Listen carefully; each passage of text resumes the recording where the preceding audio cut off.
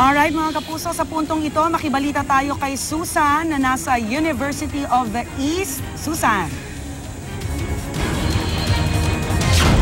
Maraming salamat, Rhea. Ito, nagsisimula na ako magdatingan dito yung mga estudyante sa University of the East. Dito ako mismo sa recto side, kung makikita ho ninyo, maluwag na maluwag pa ngayon ang kalsada. Pero kahit pa paano, nakikita ho natin yung mga tauhan tayo na Manila Traffic Police na siya nag-aayos nung daloy ng traffic. At pagdating nyo dito sa pinaka-main gate ng University of the East, nakikita natin, meron ho dito police assistance desk yan. Kahit pa paano, kung kayo yung magulang na estudyante, magkakaroon kayo ng peace of mind dahil mismo sa gate ho ito nung kanilang eskwelahan, meron ho inilagay dito na CCTV, ayun, yung barangay hall, yan, ito ho nilagay na CCTV para matiyak ho na kahit pa paano na mamonitor ho nila yung sitwasyon dito sa papasok nitong naturang paaralan. At syempre, pagpasok mo naman dito sa eskwelahan, meron namang inilagay din CCTV ang school administration.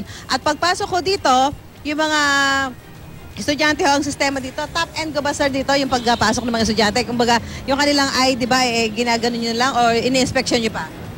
Actually ma'am, bawat pasok po, nag-inspection po kami ng ID nila po para malaman po kung estudyante pa rito o hindi po. So, tinitingnan ho ninyo mabuti. Lalo first day ho ngayon, ano? Ano ang mga standing policy natin para sa mga estudyante papasok dito, yung ibang mga tao na hindi naman ho nag-aaral dito? Unang-una po yung estudyante po, tinitingnan po yung ID para sigurado po tayo. Tapos yung mga sarili po estudyante po, chine-check po natin na maigi para po sa kapakanan ng mga estudyante. Pangalawa, magpapayon po ng ID sila kung saan pupunta para po makapasok po sila dito.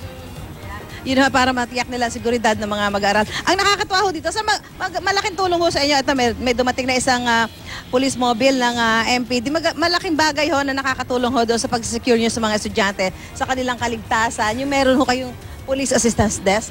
Opo ma'am, opo, malaki po. Meron ho ba mga mandurukot pa dito kayong namomonitor? Wala pa po sa ngayon po. Wala pa sa ngayon. Dahil simula pa lang ho ng pasukan ngayon. Kaya ang mga estudyante ho, mag-ingat din ho kayo. No? Bagamat may mga nakalatag na security measures, syempre, ang pulis ng Manila, ang barangay official, ang barangay po na nakakasakop dito sa University of the East, at maging yung mga itong paaralan mismo, ang University of the East, ang kanilang security measures na ipinapatupad ho para matiyak na magiging maayos nga ho at ligtas ang ating mga estudyante sa pagbabalik eskwela nila simula ngayong araw na ito. So, yan na nakita na ho natin. Karamihan sa mga dumarating yata dito ngayon, mga elementary students pa lamang ho, ito mga high school, grade school.